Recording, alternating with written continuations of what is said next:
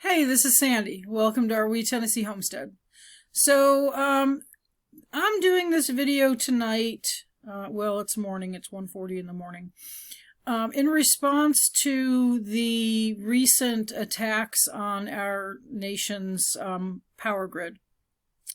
And I'm not going to go into the who, what, when, why, and how of the grid. Let me just pull something up here.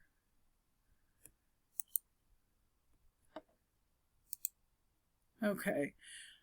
Probably unless you live under a rock, you know that there have been attacks on power substations the last week, and within the last month there's been 4 different states. So last week, of course, we had the Moore, North Carolina attack on 2 substations where the substations were attacked with gunfire. There were millions of dollars worth of damage. Residents, 40,000 plus residents were without power, some of them for up to 4 or 5 days. There were also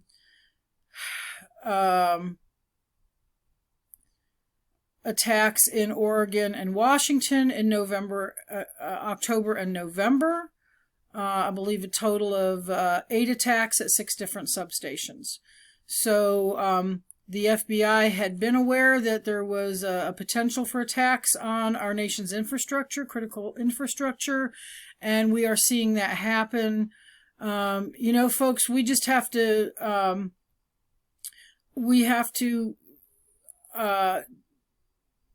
just be aware that that could happen at any time with the craziness that we live in. So what I want to do is I want to talk to you about not who did these attacks or anything like that. I want to talk to you as a homesteader or an individual. But you know, my channel is for homesteaders or people who want to have a homestead. What do you need to do in response to these attacks to prepare your homestead to be able to carry on, to do the things that you need to do, care for your animals, care for your farm, whatever your homestead, even if the grid goes down. So I'm going to talk about several issues. I want to talk about security, along with that, but some other aspects of it: lighting, water, waste disposal, food preservation, and keeping medical equipment and refrigerated medications, taking care of those and making sure that those are able to be used, and keeping in contact with the outside world during a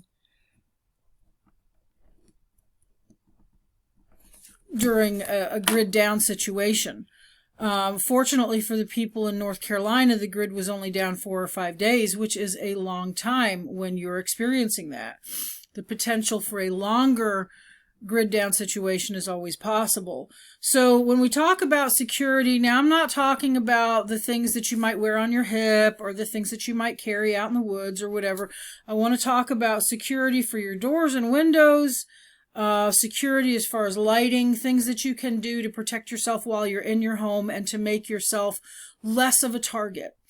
You know, you don't want to be an easy target for people who want to come and try to steal your stuff or hurt you. So first, I'm going to talk about doors. There's several things you can do for your doors. Now remember, when you're securing your doors and your windows from the inside, you always want to keep in consideration that if you had to exit your home in the middle of the night in the dark, in event of a fire or something like that, whatever you do to keep your windows and your doors secure has to be easily removed in a panicked situation in the dark. Okay, so keep that in mind. Don't nail stuff shut. Don't lock the deadbolt and take the key out. That's one of the worst things you can do. Door stop alarms. As you can see, I've got on my screen, I've just pulled up a Google search. I have a couple of these. These things work great, different brand.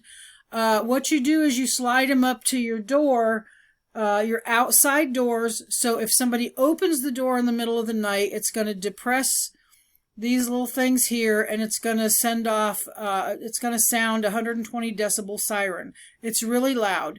Chances are, it's going to scare them off, but it should wake you up unless you just sleep like a log. I mean, if you're like a rock and nothing wakes you, well, I don't know what to say. But anyway, so low cost solution, okay? If you've got 2 doors, 3 doors, or whatever, get some of these. These are usually battery operated. Make sure you have extra batteries for them. They work great. They're also great to take with you if you stay in a hotel. Put it in your door. That way nobody can enter without you knowing it. Doorknob poles, security poles. Okay, these little babies, they go up underneath your doorknob. Some of them have an alarm on it, like the one that I'm floating over here. This one I think is just a bar. It's to prevent somebody from pushing your door in. It's you know, it's not foolproof. If somebody wants to get in badly enough, they will, but this is just an extra measure of protection. If you can't get one of these and you have a chair that's got a higher back on it, and you can jam that underneath your doorknob, you can do the old door back under the doorknob. Something to slow people down. People will generally, if they're trying to do something bad, they're generally going to go the easiest way possible. Okay, these things are adjustable to meet the height of your door, rubber thing on the floor. Okay, so that's those 2 things. The other thing, let's see. These things here, you can get the hardware to put the security bar across your door. There's brackets here that go on either side, and it will keep somebody from being able to kick your door in. You can also, there's brackets you can buy that you can use a 2x4 with instead of this fancy setup here. Again, it has to be something that you can easily remove in the middle of the night, in the dark, in a panic, when you need to get out in an emergency. So it keeps other people out, but it lets you out when you need to. Okay. So security lighting. If your home is lit up, you're not as likely a target, because people, you can see somebody coming. They don't know if if you're looking out the window, you can see them. So you want to have lighting on your home. Obviously, if the grid is down, you're not going to have your electric lights. We have several of these right here. Oh, don't start doing that. So I like this particular one. I'm not promoting Walmart, but that's where we got ours. Get them anywhere you want. I'm not selling anything. These particular lights, they are, when they are on bright, they're 600 lumens. When they're on low, I think they're about 30. And they have a setting where you can put them on just low constantly, or you can do it on auto where it'll stay on low. And then if there's motion, because it's got a motion sensor, then the 600 lumen light will come on. We use these in areas where we're working outside after dark, in the garden and around the critter barns. I can clean cages and do all kinds of stuff with the light of these lights. As long as you have a decent amount of daylight, I want to say maybe 6 to 8 hours worth of daylight, these things will keep a charge on low all night. I've got one out on in the garden out there just as a security thing, and it stays on all night. The nice thing about these particular ones, and again, get whatever you want, but these can go in the ground with the stake, or that stake will come off, and these can be mounted on the top of a pole or the side of a house, or side of a fence or whatever. So they have multiple means of mounting them. I would recommend at least the 600 lumens if you're going to be using it for working or whatever. Just because anything less than that's not going to give you enough light to work. But the motion sensor lights are great because if somebody does come prowling around, as soon as that light comes on, it's going to be a deterrent for a lot of people. So as far as other lighting, those little, I should have pulled it up. Solar lights for yard. Okay. These little doohickeys here, but they sell really cheap ones, like at Dollar Tree. Okay? The Dollar Tree or the Walmart, just those little stake lights that you put out in your yard. Like I said, you can get them for $1.25 or whatever, or $2. These little things right here. Okay? If you get a bunch of those, get a dozen of those, get them charged in the daytime. You can bring those inside at night, and you can have one in each room as a night light. They're not going to be really bright, okay? They're not meant to be. These are like 5 lumens. Some of them are 3 lumens. But it's a night light, and it's solar powered, so you'll at least have some light when you're getting up in the middle of the night, trying to get up to the bathroom and stuff like that. Lighting for doing your chores and other lighting, if the grid is down. We have several things. First off, we use headlamps a lot outside at night, especially during the winter hours where it's dark so early. So we have rechargeable headlamps that plug in with the USB, and they keep a charge well and run a lot of hours. If you're going to be working out in a barn area, I want to recommend something like these Dietz lanterns. We've got a couple of these. These are hurricane lanterns. They're sealed really well against wind and rain. If they tip over, they're supposed to extinguish themselves. These are kerosene lamps. They have the handle. You can hang it in the barn. This particular model, and there's other companies that put these out. Dietz has just been around a very long time. They produce lanterns for harsh weather usage, like out on ranches and homesteads and stuff like that. And so this particular one holds 84 fluid ounces, and it will burn for 75 hours. So that gives you a lot of work time if you're having to go out and do chores at night and there's no power. You can also get, you can use these. Using these in the house is a great option too over the regular oil lamps. The little fancy oil lamps, kerosene lamps.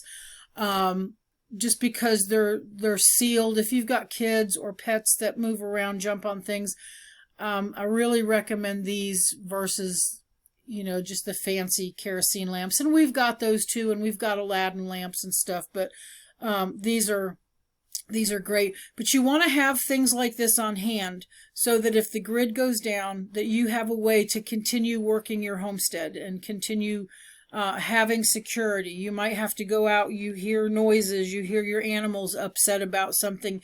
You may have to go out there. Maybe the batteries died on your flashlight and you haven't been able to charge your rechargeable flashlight. At least you have, this is another option. Layer your preparations. Don't just stick with one thing. Oh, I've got a flashlight, or I've got 2 flashlights, or whatever.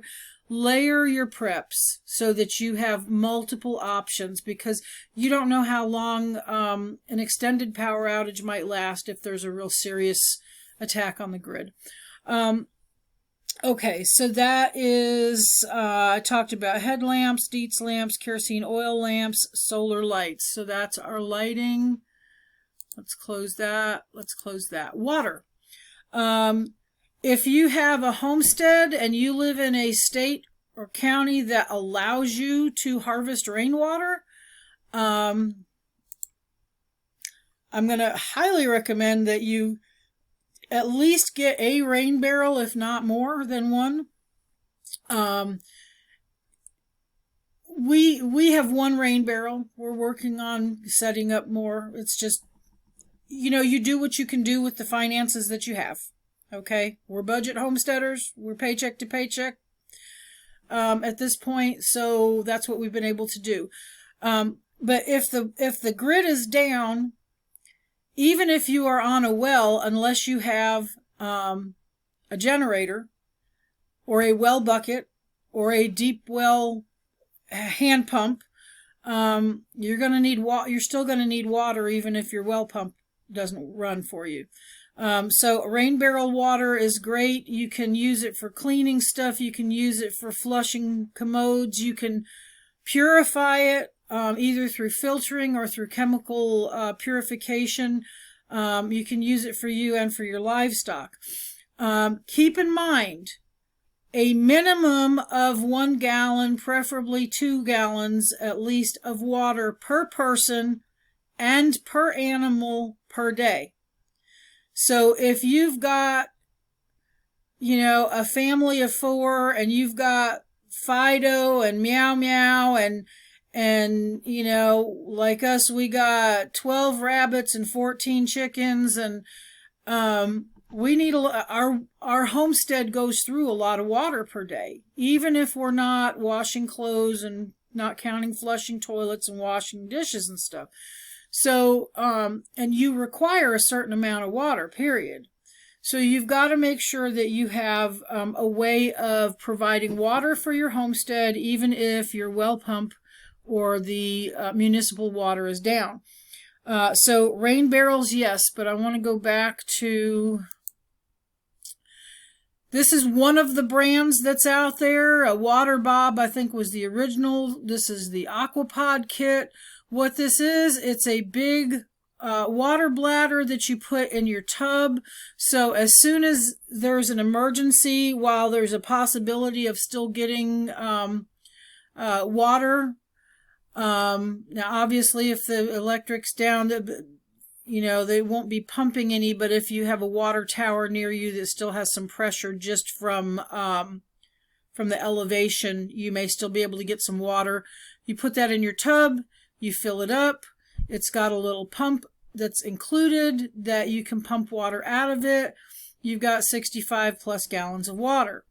Now, also your hot water heater, the tank has water that you can access. Make sure that if you're going to drain the water out of your hot water heater, that you turn it off at the fuse, if you're like us and we have a fuse box, or the breaker.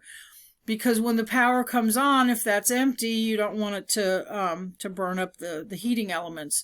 So you can use the water in your hot water heater tank. Other options are these big water storage tanks. They hold 275 gallons. You've got other water containers. There's water bricks that stack easily. The plastic drums, these are 15 gallon. You got 55 gallon drums. And of course you can go on up with water storage tanks there. You can get the water bricks, which are great. They can stack behind these water bricks. You can pull your couch out a little bit and you can stack a wall of those behind your couch and store water, and nobody'd ever know it was there. There's lots of different options. Make sure you're keeping your milk jugs, your 2-liter bottles from soda. Fill those up with water. Store those. Put some bleach in those and store them. And even if you don't want to use them for drinking, you can still use them for hygiene. So that is water. Let's see. Okay. So, on waste disposal. I guess I should have left that back up.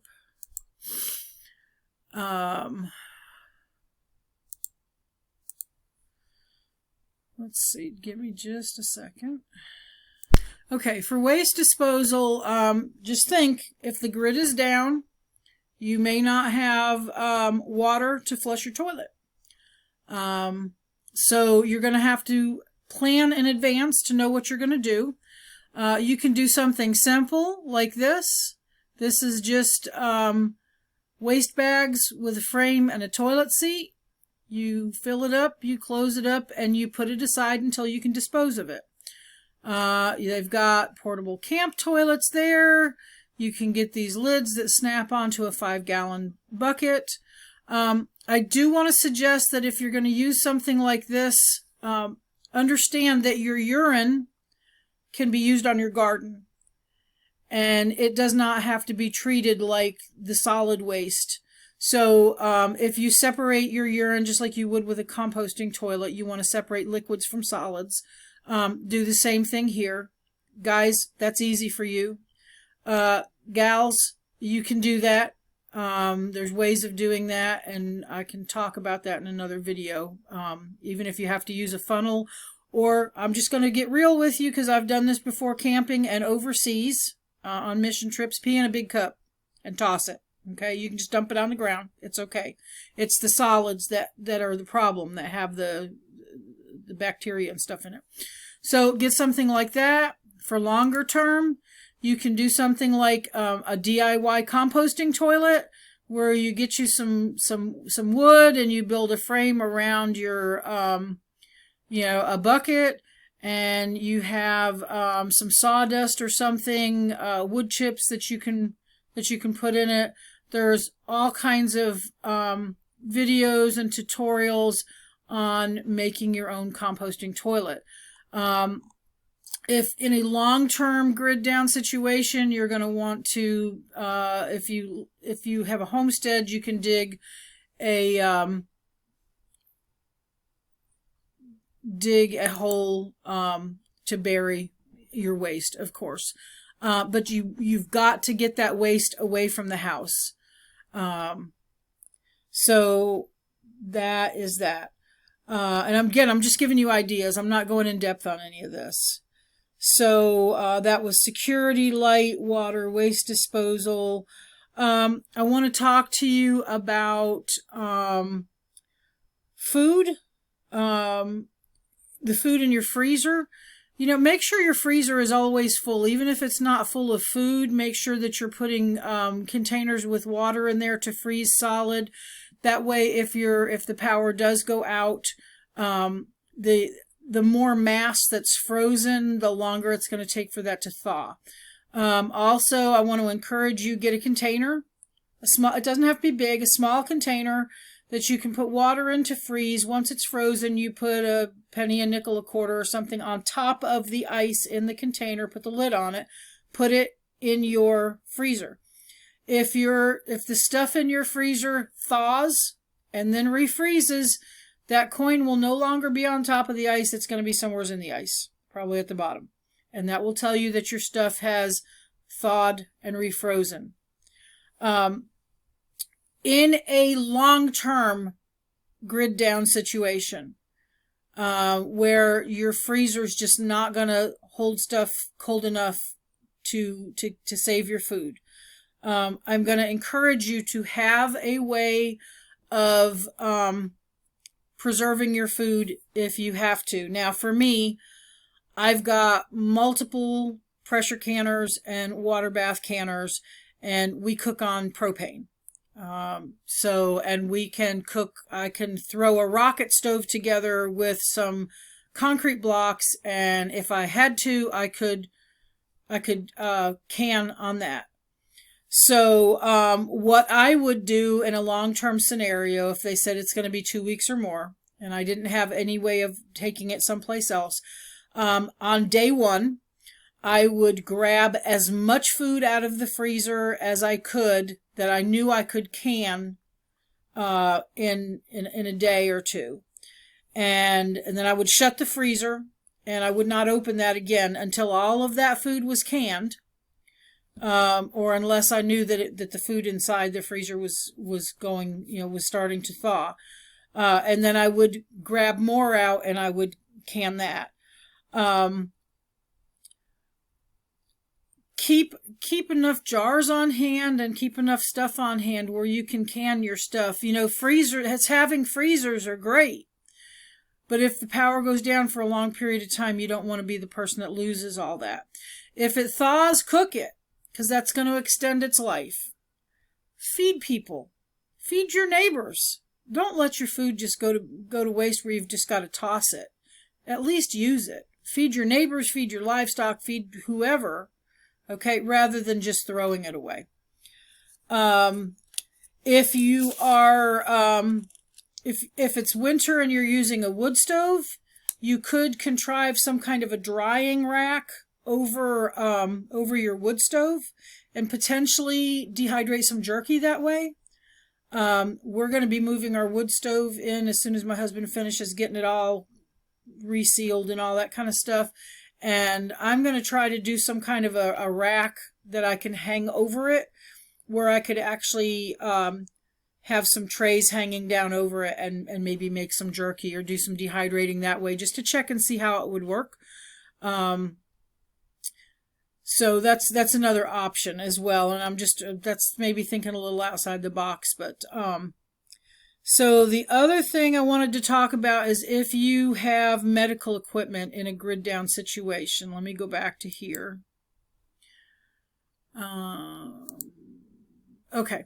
So I'm going to recommend if you have an insulin pump, if you have insulin that needs to stay cold, if you have a CPAP machine, a nebulizer machine, any kind of medical equipment, or if you just need a way to charge your cell phone or your emergency radio so that you can keep in touch with what's going on, updates on the situation and stuff. I'm going to encourage you to get a portable solar panel, and if you can, it's a solar generator or a power station. There's different names for them. It stores power. It doesn't generate it, but the solar panels generate it and store it. You can buy these as sets, or you can buy them individually. We have an Engine Star, I believe. And it works great. 300 watts is going to be enough to power your CPAP, your nebulizer. You could get one of those really small square dorm fridges, maybe, and plug that in. And these come in different sizes. They've got, they've got 1,000 watt, they've got 300 watt, 500 watt. So you determine what you need. But if you are somebody that has medication that has to stay cold, I'm going to really recommend that you get that little small dorm refrigerator, just the tiny one. That way you can at least keep your medicines in there. The nice thing about this type of a power station or solar generator is that they're very quiet. And they are renewable. If you have a gas generator, that's fine, but that only lasts as long as the gas does, and then you've got to go get more gas. And it's also noisy. It tells other people that you have power. This is much more. If you're wanting to stay more stealthy with the fact that you've got power and not attract attention from other people. So, just looking at my notes. Also, make sure you have an emergency radio. Make sure if you even if you don't have a ham radio license, if you have like a small handheld Baofeng or something, you can at least listen into what's going on. And they keep a charge for a long time. And you can keep those charged with something like this. Even the solar panel that we have, it came with, it's a folding solar panel.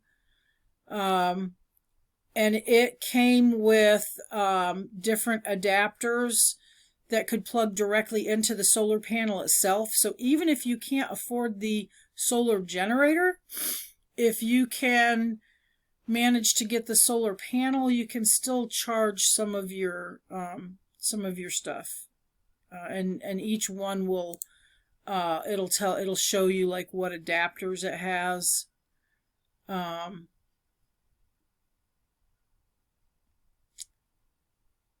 Well, and I think there's a way of plugging a USB in directly to the solar panel. I guess I need to check that out. But anyway, go back to here. So that, oh, alarms. My goodness. When I was talking about alarms, these, okay, this right here, these can go on your window or door. This was from Dollar Tree. It's got the main unit and the little magnet thing that it, this would go on the door or the window, and then that would go on the window frame, and when the connection breaks, it sets off a high decibel alarm. This is just a different brand. I don't remember where I picked this up. I think I got it at a yard sale or thrift store or something like that. We have these on some of our windows and doors. There's lots of others. You don't have to have a fancy alarm system. You can, because that high decibel alarm, that noise will scare a lot of people off. So I'm glad I looked over and saw that. This is the second time I've recorded this video. The first one, the file corrupted. So anyway, leave your thoughts in the comments if you have any other suggestions for people to be able to keep their homestead running, that they can prepare in advance. There's lots of other things I could talk about. Those were the main things that I thought were really important. Stay safe. You know, we can't stay in fear over this stuff. The world we're living in, we're just going to have to deal with some of this stuff. But the more that you're prepared, the less you have to be afraid of, because you're ready for a situation.